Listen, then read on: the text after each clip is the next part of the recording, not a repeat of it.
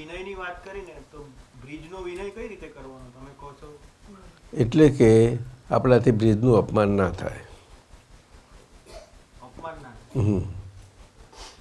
કેવી રીતે? બ્રિજનું સન્માન સાચવવું આપણા હાથમાં નહીં. બ્રિજ પોતાનું સન્માન સાચવવા જાય એ તો વ્યવહારથી છે, અને સન્માન સાચવવાનો તો ભગવાને પણ હક આપ્યો છે માણસોને. સન્માન એટલે સ્વમાન. સ્વમાન કહું છું, સ્વમાન. ત્યાં સુધી માણસોનો અધિકાર છે, પણ એ ભેદરેખા એટલી ઝીણી છે એ કોઈને પકડાય નહીં. અને સ્વમાનમાંથી માન ક્યારે થઈ જાય ખબર નથી પડતી કોઈને.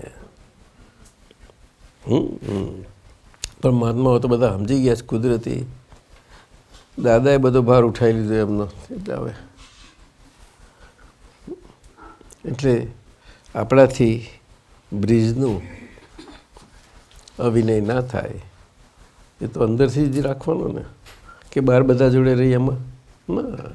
બહાર તો બધા જોડે ડીલ કરવું જ પડશે, ક્યાં જશો? પણ બ્રિજને ડીલ કરવાનો કેમનો?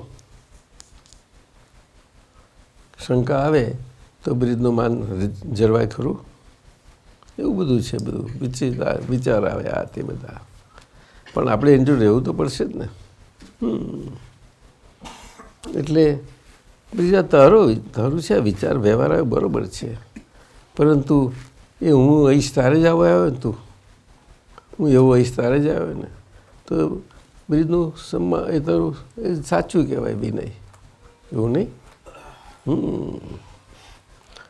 હું હો નહીં તો આવું ક્યાંથી તું? એટલે હવે પણ હવે તું છું તો બરાબર શું જોઉં છું, જાણું. અને મને મારી ભૂલ સમજાય છે કે મારે આવી રીતે આવવું પડ્યું મારી સામે. તે મારી ભૂલના લીધે મારી ભૂલ સમજાઈ. એટલે પછી પોતે જ પોતાનું આલોચના પ્રતિક્રમણ પ્રત્યાખ્યાન કરવા પડે. શું કહ્યું?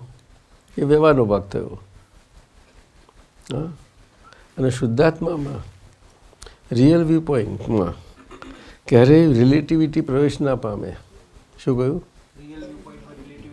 પણ આપણે એમાં છે આપણે મળી ગયું છે એટલે હું પહેજ કેવી રીતે આવું